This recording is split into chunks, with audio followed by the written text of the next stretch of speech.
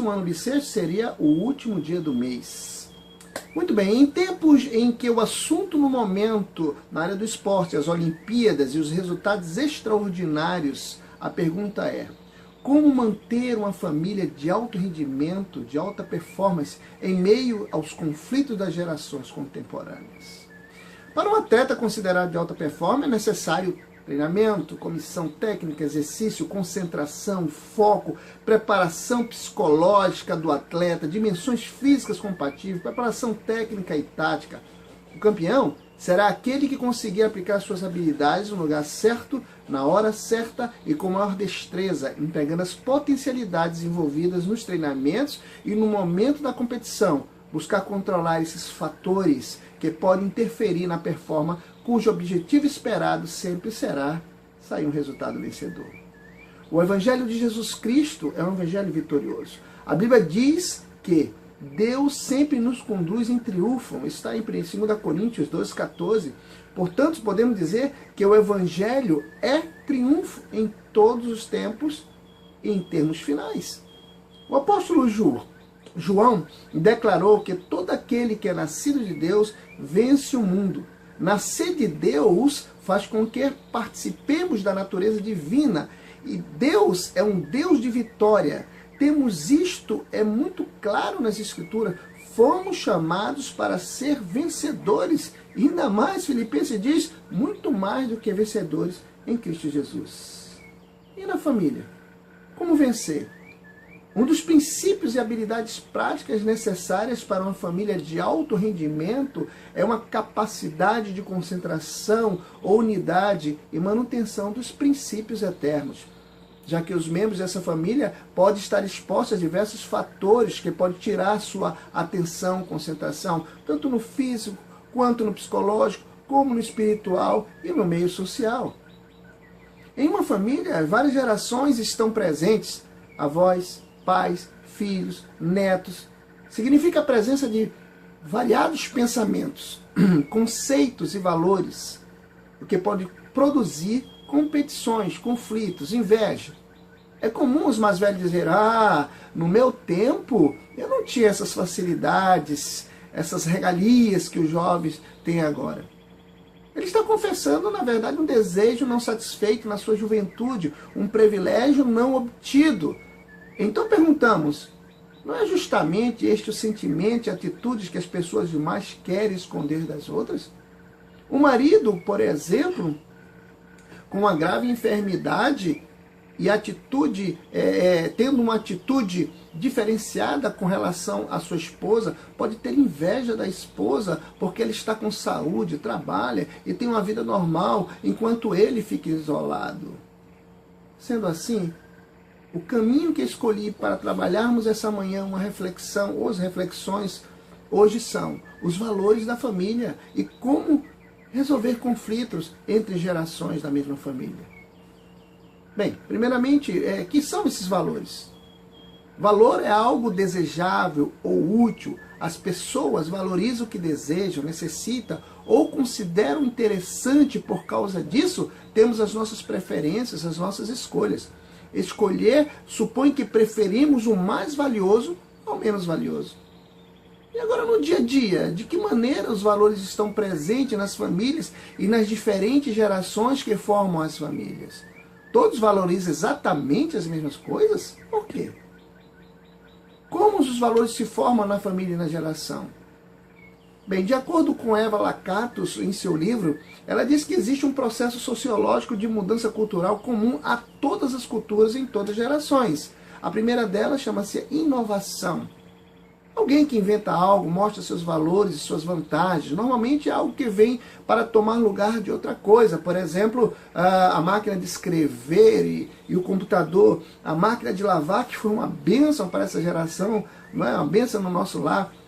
E aí vem a aceitação social.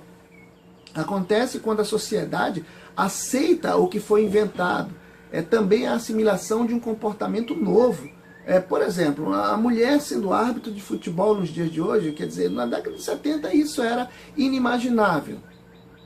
Aí vem a eliminação seletiva, que acontece quando a sociedade vai deixando hábitos antigos para contrair novos. Os valores vão caindo em desuso até desaparecer. E terceira e quarta e última é a integração cultural. É chamado o último estágio, o último e definitivo passo. São os novos valores e comportamentos que vão se ajustando cada vez mais até serem parte integral da família ou da sociedade. Esses são pontos importantes para entendermos a razão das mudanças culturais e dos valores na família e como a sociedade se forma, se transforma, se comporta, já que a premissa é que a família é a célula máter da sociedade. Amados, a Igreja do Senhor Jesus Cristo vive sempre em uma sociedade, nunca fora dela. Estamos em Cristo, mas vivemos também em Éfeso, Manaus, Recife, Rio de Janeiro, Nova York, França, Israel, Jerusalém. Agora você entende a causa de muitos conflitos nessas gerações. Por que o avô quer que o neto se comporte da mesma maneira que ele quando era criança?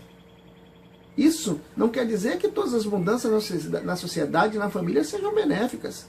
Aliás, em se tratando de mundo, e em particular o Brasil atualmente, a maioria delas é degradação e não evolução. Para os cristãos, o que é bíblico, nenhuma cultura pode derrubar ou superar.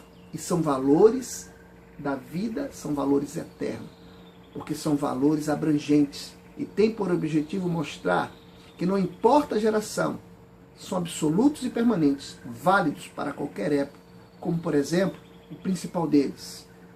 Está escrito no livro de Marcos 12, de 28 a 31.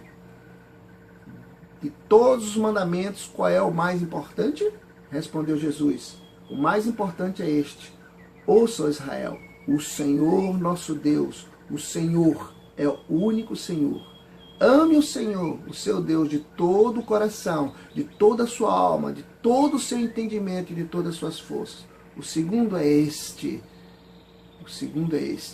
Ame o próximo como a si mesmo. Não existe mandamento maior do que este. Outras coisas, outros valores que são eternos, ser uma nova criatura em Cristo para nós, é viver um tempo de mudanças.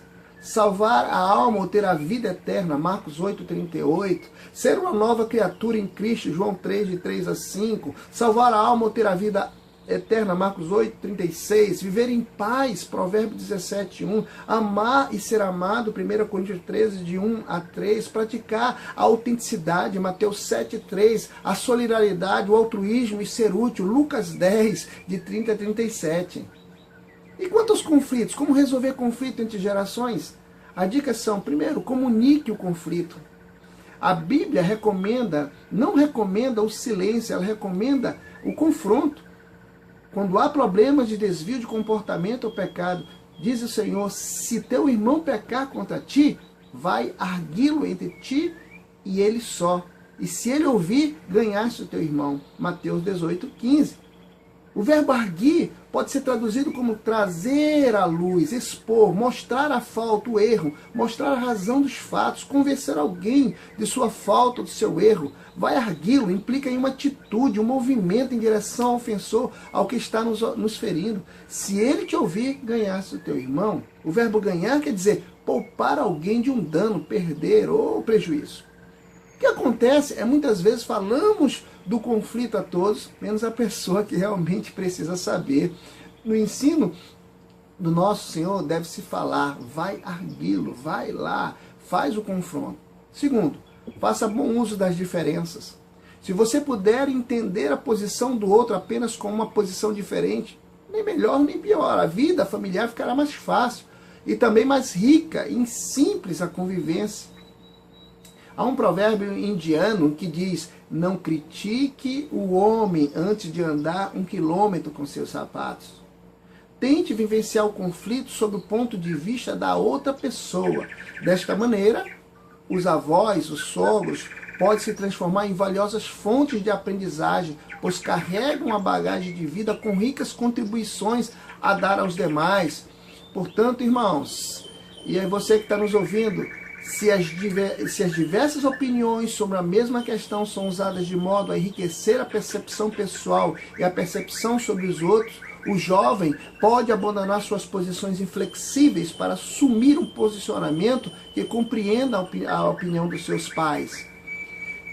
Faça a diferença entre o essencial e o secundário. Esse é o terceiro ponto. A palavra secundário vem do latim, segundo, que literalmente é segundo. Portanto, secundário é aquilo que é de menor importância em relação a outra coisa. Algo de pouco valor, muitas vezes, causa maior impacto, não é? Em algo de maior valor. A causa de muito impacto em administrar muitas situações, então estão nas coisas menores. E isso nós temos que ter esta percepção, né, da coisa de pouca importância. Finalmente, a família que deseja que todos sejam réplicas uns dos outros e não assimila as diferenças, acaba obstruindo o crescimento de todos. Se temos que imitar alguém, que sejamos imitadores de Cristo. Na infância, tudo que dos pais e avós geralmente parece correto, mesmo que a criança resista a obedecer, os pais são vistos como aqueles que já conhecem mais sobre o mundo. Na adolescência, a tendência é de oposição, de polarização com os pais. O mundo bom parece ter princípios opostos. Na vida adulta, espera-se ter encontrado uma posição mais madura, onde o indivíduo tenha sido capaz não só de peneirar as experiências, reter consigo o que avaliou como uma boa contribuição da família, como também de elaborar algumas mudanças dentro do que considera ser a maneira pessoal mais adequada para as necessidades atuais. Sendo assim, amados, olha, a família de alta performance, entenda-se, uma família sadia, é aquela que doou os seus membros a uma provisão para a vida e, ao mesmo tempo, permitiu a sua diferenciação, que permitiu que cada um vivesse a sua individualidade sem ser individualista, sem abrir mão dos valores bíblicos que são eternos e sem esquecer de ensinar a fazer a diferença entre o essencial e o secundário. Ao contrário do que se pensa, uma geração deve aprender com outra, havendo assim uma integração das gerações. Queridos, se somos fracos na nossa comunhão com Deus, seremos fracos em tudo. Sendo assim, ganhe todos que possa e siga demonstrando ao mundo o seu valor. Compartilhe essa palavra de reflexão. Compartilhe. Se foi bom para você, será bom para os outros. Muito bom estar em sua companhia. Bom dia com o pastor Sérgio Dias.